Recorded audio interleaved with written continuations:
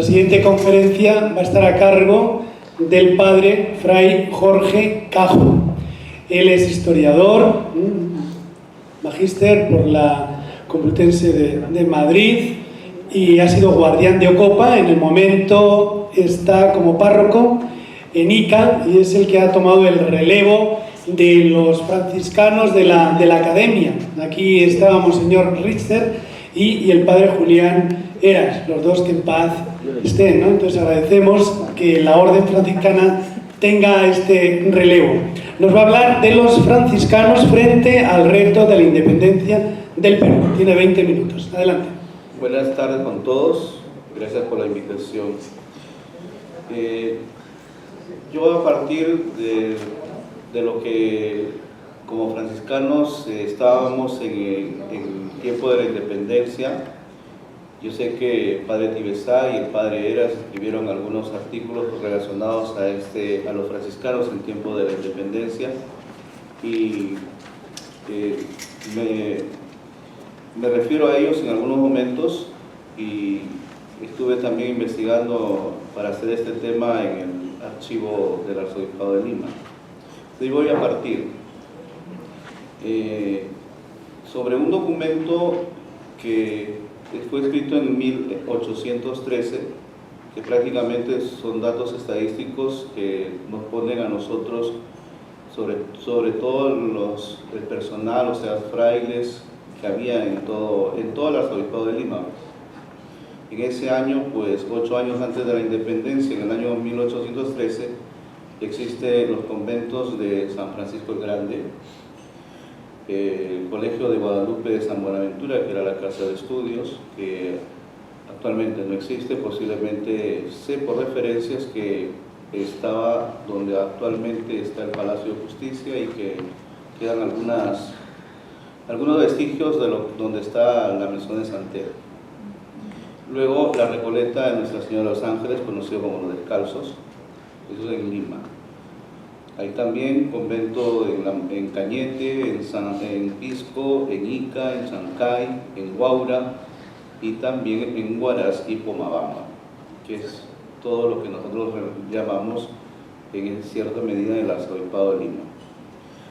El Estado General sintetiza la presencia franciscana en 10 conventos dentro de Lima, solo en la Arquidiócesis de Lima, con 198 religiosos sacerdotes, 23 coristas, 9 novicios, 41 legos, 94 donados, haciendo un total de 365 religiosos.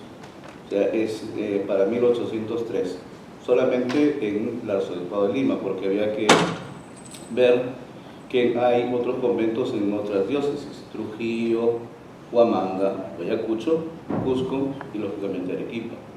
Maynas todavía no existía. O no, ya existía ciertamente, pero Maynas era prácticamente un obispado de misión.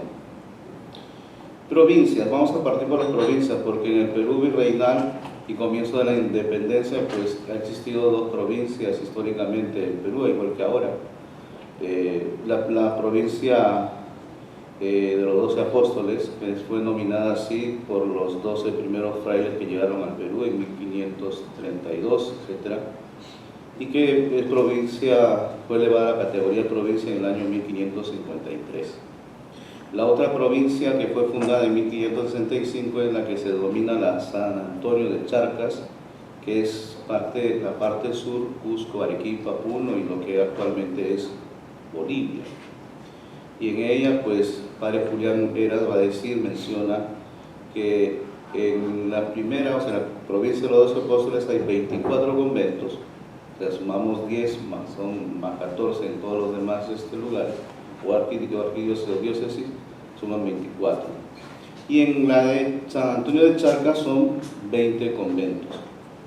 Quiere decir que la orden franciscana a comienzos del siglo XIX se organizaba en 2 provincias. En el norte y centro del actual Perú se ubica la provincia de los 12 apóstoles y en el sur, pues, la provincia de San Antonio de Charcas.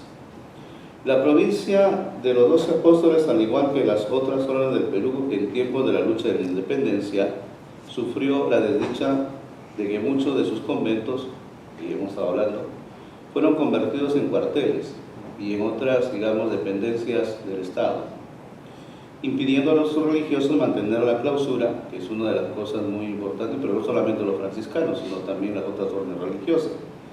Y, lógicamente, le impedía hacer la disciplina monástica o la vida religiosa.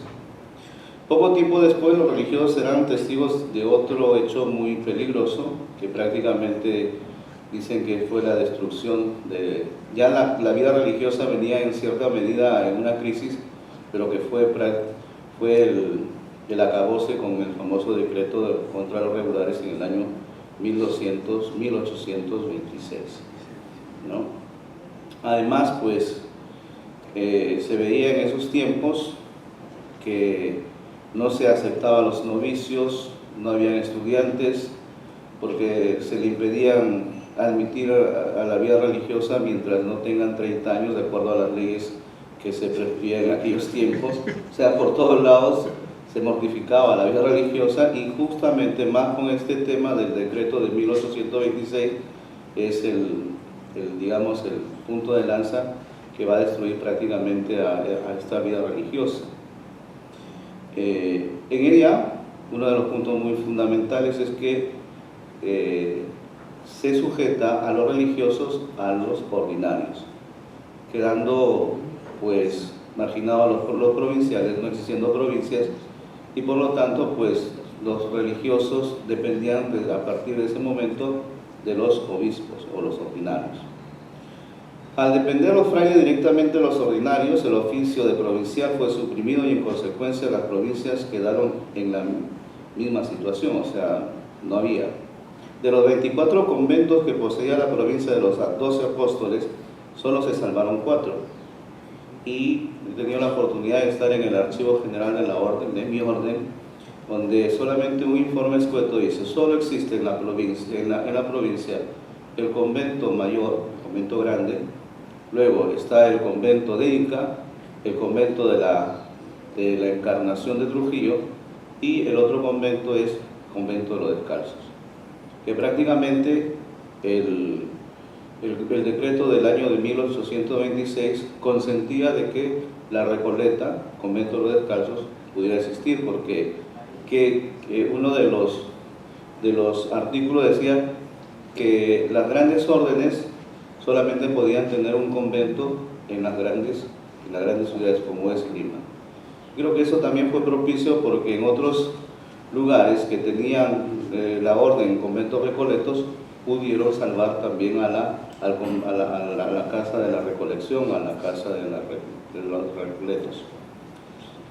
El número total de religiosos para el año 1850, que más o menos porque yo he estudiado al padre Wall y he investigado también en ese sentido desde el archivo, estos datos son tomados justamente de las estadísticas del año 1850, indica que eran aproximadamente 40 los frailes, o sea, de un número de 300 que prácticamente comienzan que se habla en 1821, eran 40 frailes, de los cuales 30 estaban en el convento de Lima, ¿no? De los cuales.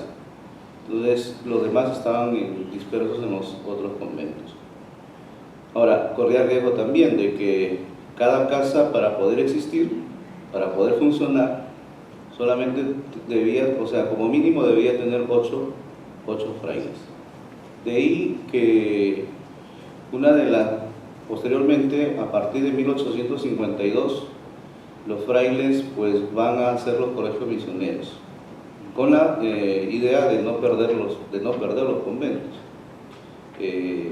Se tiene la proyección de salvar de todos los conventos de todas las ciudades, pero no habían frailes para ese propósito, porque además no habían vocaciones, no se había fomentado las vocaciones y no se le permitía a la orden dejar formar a los religiosos, y los de Ocopa especialmente, como colegios misioneros, tuvieron la posibilidad de traer frailes de Europa.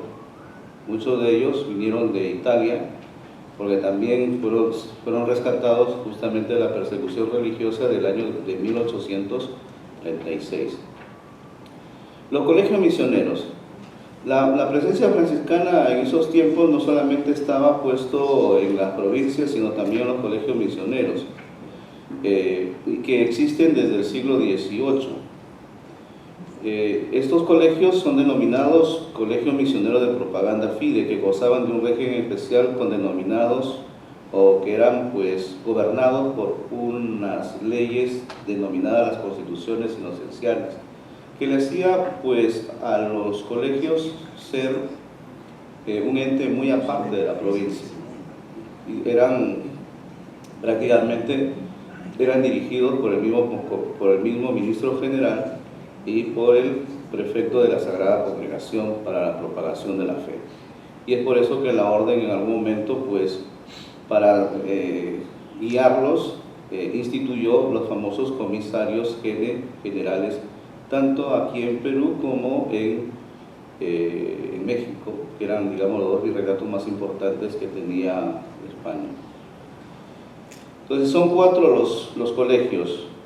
De más está decir el convento de Santa Rosa de Ocopa, fundado en 1725, Nuestra Señora del Dolor de Moquegua en 1795, Colegio Nuestra Señora de los Ángeles de Tarija en 1755 y el Colegio de San José de Tarata en 1796. Todos estos, pues, llegado el momento de la dependencia, van a sucumbir, incluyendo al mismo convento de Santa Rosa de Ocopa, que mediante decreto del 1 de noviembre de 1824, firmado por el nuevo Bolívar, prácticamente pues fue clausurado, ¿no? Y vamos a ver en un momento algún aspecto, algún punto. No voy a desarrollar profundamente sobre eso, esa etapa que se va a dar en el convento de Ocopa o en los colegios misioneros. El colegio de Santa Rosa de Ocopa, que es el que pues brilla con nitidez, desconocemos sus datos estadísticos. La época más gloriosa del convento de Santa Rosa de Ocopa fue durante la guarrería del padre Manuel Sobreviela, que murió en 1803. Un padre muy digamos, de mucha relevancia. Izaguirre dice acerca de él: los hechos que más glorificaron su nombre fueron sus proyectos y programas de colonización, la apertura de caminos, sus artículos, fíjense, en el Mercurio peruano. Sobreviela pues va a ser uno de los grandes que va a aportar justamente a la sociedad en esta revista del Mercurio peruano. Publicación a cuyo renombre contribuyó eficazmente, y por último fue donde ahí publicó el primer, se dice que es el primer mapa del oriente del Perú, el primero. Aquí, digamos, editado aquí en Perú, porque hay otros mapas que han sido editados lógicamente, pero no en Perú, sino en Europa. Las estadísticas desde el tiempo de Sobreviela cuentan que la comunidad de Ocopa se componía de 85 religiosos, de los cuales 50 estaban empleados en las misiones. Estamos hablando de finales del siglo XVIII. De los 50 estaban empleados en las misiones. Igualmente destinó 12 misioneros para que durante 3 años recorrieran los obispados de Lima, Trujillo, predicando misiones. Al suceder las luchas por la independencia, los colegios sufrieron honda conmoción porque, a diferencia de las provincias que estaban constituidos por religiosos americanos y algunos por criollos, los colegios en realidad eran en su mayoría compuestos por españoles venidos de la península. Entonces ahí va a haber un problema muy álgido.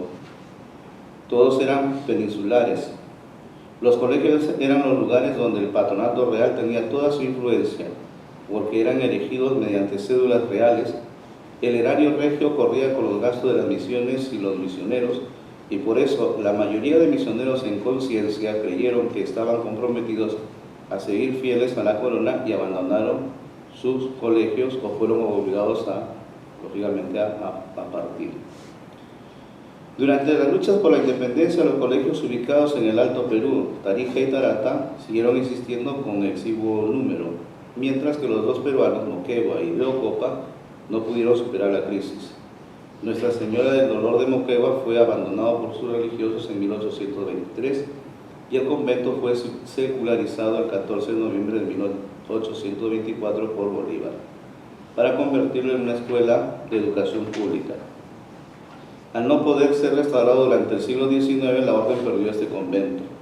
Santa Rosa de Ocopa corrió la misma suerte. La mayor parte de los misioneros abandonaron las misiones y el colegio, ¿no?, se abandonaron, y los frailes, pues, que permanecieron en el convento, tuvieron que abandonarlo cuando Bolívar, como jefe supremo, decretó el 1 de noviembre de 1824 suprimido el convento y lo convierte en una escuela de enseñanza para los hijos de los caídos en la guerra. Con la supresión de Ocopa se terminaba una de las etapas más fecundas dentro de la historia de la evangelización de los indígenas del oriente peruano.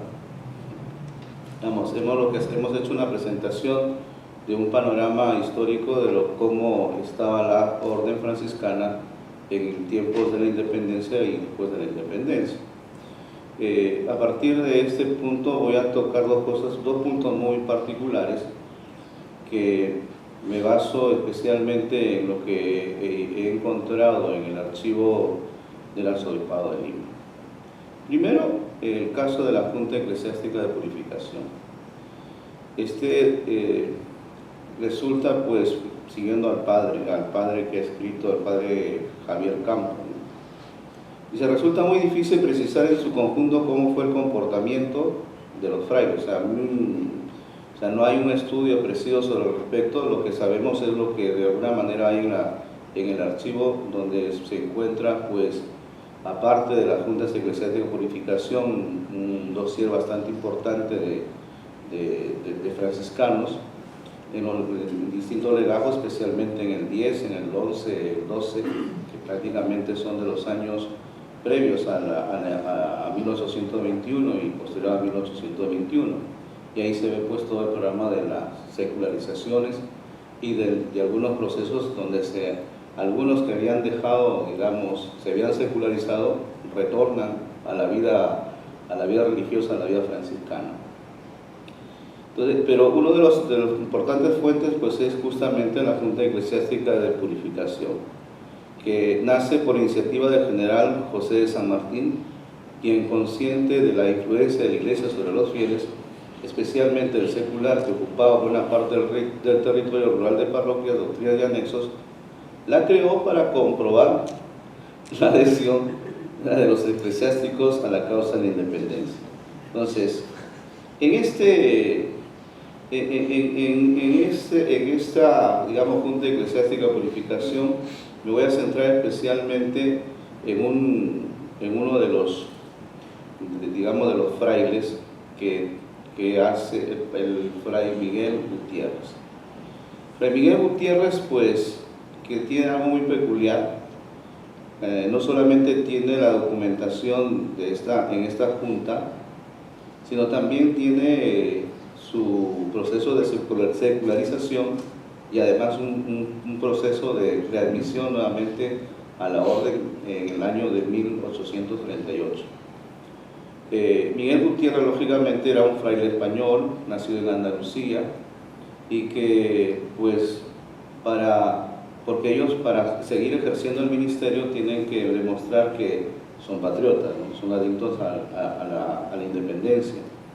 Y él, pues, presenta testigos que prácticamente van a demostrar de que era un hombre, pues, con su ejercicio, con su ministerio y especialmente con su comportamiento, porque había abandonado incluso al batallón donde él era capellán para pasarse a ser capellán en el hospital de Bellavista. Y además, pues, se lleva del Real Felipe a uno de sus sobrinos que estaba ahí en el fuerte, y lo lleva para que sea, pues, también parte del ejército patriota.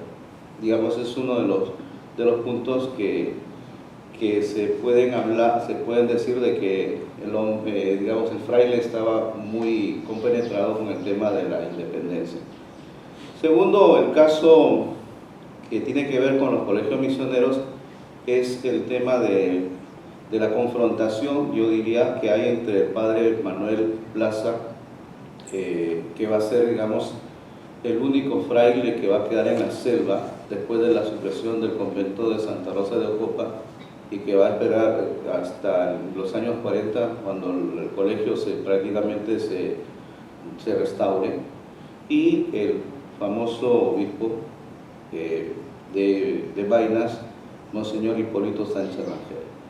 La idea es que el padre Manuel Plaza había sido nombrado como digamos, el encargado de todas las misiones.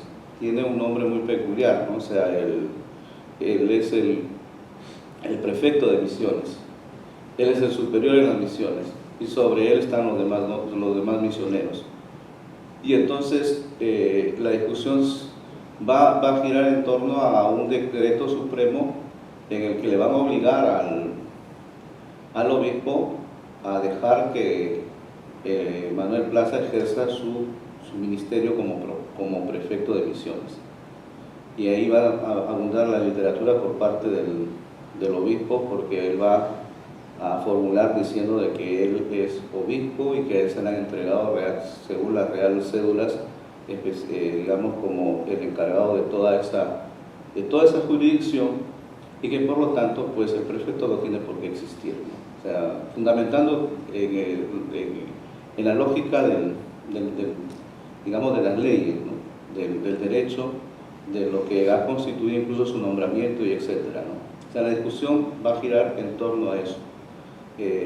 No puedo hablar más porque me han cortado, no tenía más tiempo, pero es en torno a esas figuras que he ido desarrollando este tema. Lógicamente hay mucho más por hablar, porque hay mucho más material en el ejercicio del ministerio de muchos de los religiosos franciscanos, y especialmente justamente en la vida de las misiones en relación con el obispo Sánchez Rangel. Muchas gracias. Muchísimas gracias por la ponencia y sobre todo por cuando estamos en lo más emocionante de la película, dóciles al horario, pues cortan. Pero esto será publicado, ¿verdad? Y nos deja con las ganas. También es bueno que el simposio nos deje con las ganas a ver, ¿no? Y pueden siempre pues, acudir a él. Estupendo, Padre Jorge.